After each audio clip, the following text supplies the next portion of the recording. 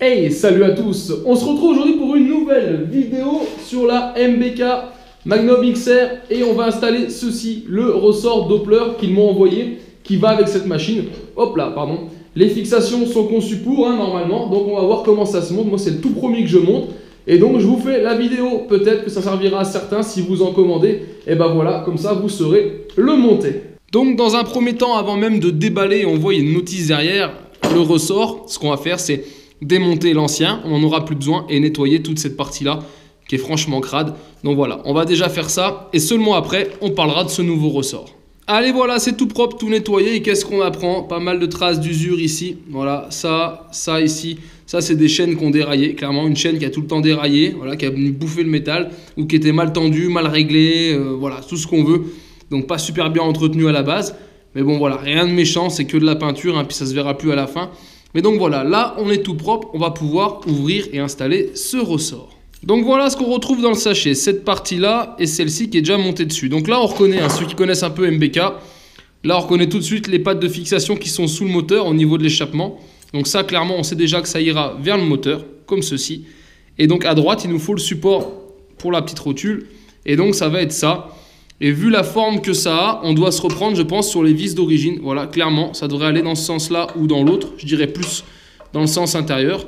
Mais on va regarder ce qu'on nous dit. Parce qu'il y a un plan, les amis. Donc voilà, on va ouvrir le plan. Hop là. Bougez pas.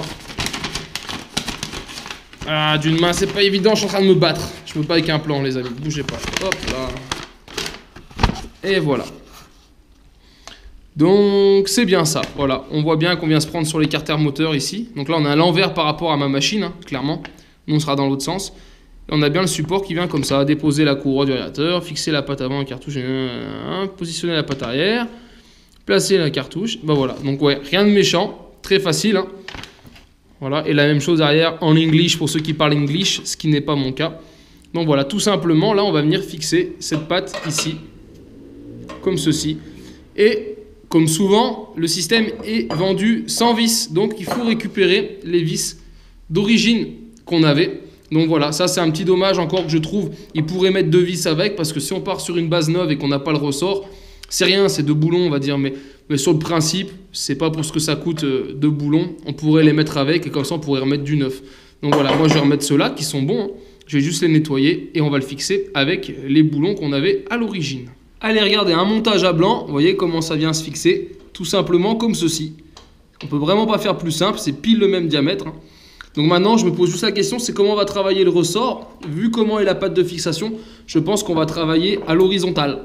Voilà, clairement droit comme ceci, et pas légèrement penché ou autre, je pense qu'on sera plutôt à l'horizontale. À voir, ça sera à voir une fois tout monté. Là, pour l'instant, on va déjà serrer les deux boulons là.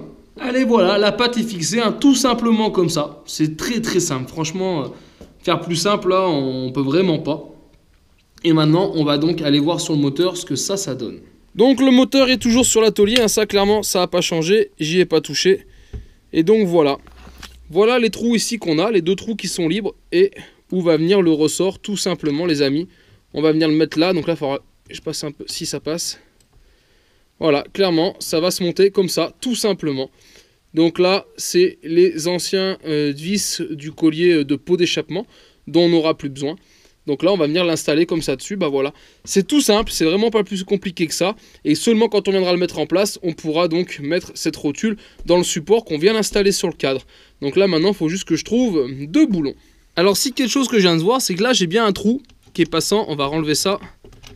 Voilà, qui va jusque l'autre côté. Là, j'ai un deuxième trou. Est-ce qu'il était d'origine ou est-ce qu'il a déjà été fait maison pour un autre support? Mais en face, j'ai rien. Donc là, clairement, il va falloir que je fasse le trou avant de pouvoir fixer le ressort. Alors clairement, c'est pas compliqué à faire, mais ça, c'est le genre de choses, il faut le faire avant de mettre la boîte à kick, etc. Donc s'il faut, je la redémonte, c'est pas grave. Mais voilà, ça, c'est quelque chose à prévoir. Vous voyez, j'avais pas prévu du tout. Je connaissais pas le principe. Mais voilà, ça, c'est quelque chose qu'on aurait pu faire avant. Et voilà les amis, le deuxième trou est fait, hein, tout simplement. Avec une mèche, là vous arrivez à passer pile. Voilà, c'est passé pile en travers. J'ai pu pointer, faire un avant-trou et après hop, passer la grande mèche. Et voilà, là on est bon. Donc maintenant on va pouvoir monter le ressort. Là on a un écrou qui est soudé. Donc il faut juste le boulon. Et là il va me falloir un écrou complet. Bah écrou boulon quoi. Allez, j'ai trouvé ceci, une pochette avec des colliers Moto Bécane 9 d'époque. Donc voilà. Il y a tout ce qu'il faut dedans. Et là, on est sûr d'avoir le bon diamètre, normalement, la bonne longueur. Et voilà, vous voyez, c'est parfait.